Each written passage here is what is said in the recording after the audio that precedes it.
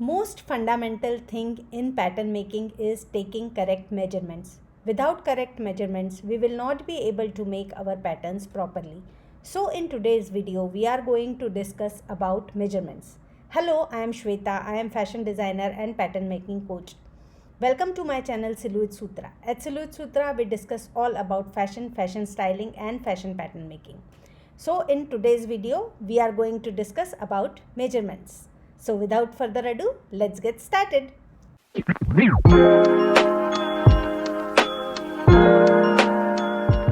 have started our pattern making journey Indian way. The first and most important thing is taking correct measurement. Without accurate measurements, our pattern will not be precise and our garment will not turn out the way we wanted it to be. It is not only about taking correct measurement, it is about taking more measurement. The more accurately and precisely we will measure our body, the more tailored and properly fitted our garment will become. But there is a catch in this. The more we measure our body, the more complex our pattern will become. Is it getting a little confusing? Let me explain it to you properly. Our human bodies are unique yet very similar. That's why ready to wear industry is thriving. They use standard measurement. Still millions of people wear those garments without any alteration or with many minimal alteration.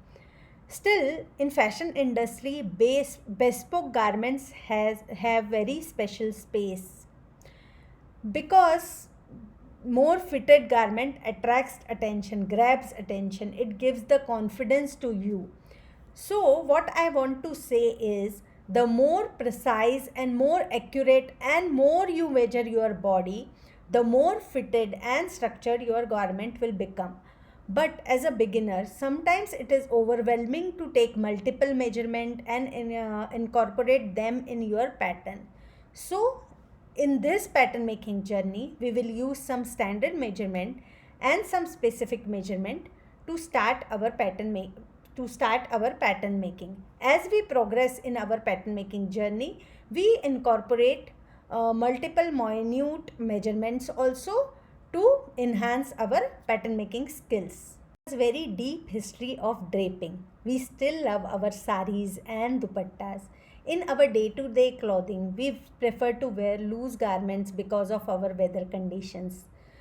As compared to West, we wear less structured garments. We still prefer our drapes and dupattas and comfortably or loose fitted garments. So in the beginning, we can be little lenient towards the measurement. So without further discussion, let's get started with the measurements. Thing to keep in mind while taking measurement is wear something tight so that we can get proper body measurements and then we will get the properly fitted garment. We will take different measurements like vertical measurement, circular measurements, horizontal measurements and some slanting measurements. First, we will start taking vertical measurement. Most of the vertical measurement we start from here. This is shoulder tip point. It is the point which joins our neck with our shoulder. This is the shoulder tip point. In easier word, we can say from where our neck started, neckline started. That point is shoulder tip point. So most of the vertical measurement we start from here. Another tip to keep in mind while taking vertical measurement is, if we start taking measurement here and suppose I want to measure the full length of the garment, I cannot reach there directly. So what I will do, first I'll keep the tape loose, I'll let it fall on the curves, then I hold it here and then I'll go down further. Again, if I want, I can hold it at another point and this way I can take the correct measurement. Multiple vertical measurements required. The first one is like burst length. So I'll put a tape here and I'll take the burst point measurement which will come here at the apex point. So I'll just let it fall. I'll mark whatever it is in this coming 11 and a half. Second point is waist length. Now again I'll do like this. Waist is something, it is coming around 16 and a half here. So my waist length is 16 and a half. Now the third point is hip length. Hip is here at this point. So my hip length is coming around 24. Another measurement which we will take while making kurta is slit, from where we want to start our slit. So it could be 25, 26 depending on your choice. Then we can take the thigh length, knee length, calf length, ankle length, full length, floor length. All these are vertical measurements. Type of vertical measurements are required whenever you are making skirts, pants, salwars, etc. That time we take our vertical measurement from this side waist point or natural waist point. What is your natural waist? If you try to bend sideways, where you get this bend, that is your natural waist. If you are still confused and if you want to measure somebody, the another easier way to measure from waist is try to find where that person is tying his pant or a trouser. That point also you can consider for measuring the garment. For these garments again we need the same measurement from the waist to thigh, knee, below knee, calf, ankle, floor length, etc. Taking waist measurement, suppose I am tying the trouser here, I'll go down like this. Again the same method. If I can't go to my length directly, I'll hold the tape in between and I'll go down this way. Type of measurements which we need are circular measurements. So for circular measurement, what we'll do, we'll take the tape like this and we'll hold it like this. Now we need to keep in mind that we don't want our tape to be too tight. It should not dig into our body, and on the other hand it should not be very loose also. So what you can to keep in mind is it should not go down like this, like here it is going. It should not go like this.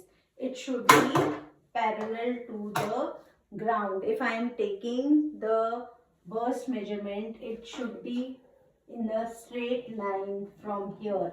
It should not go down like this, otherwise our measurements will be wrong. It should be straight like this.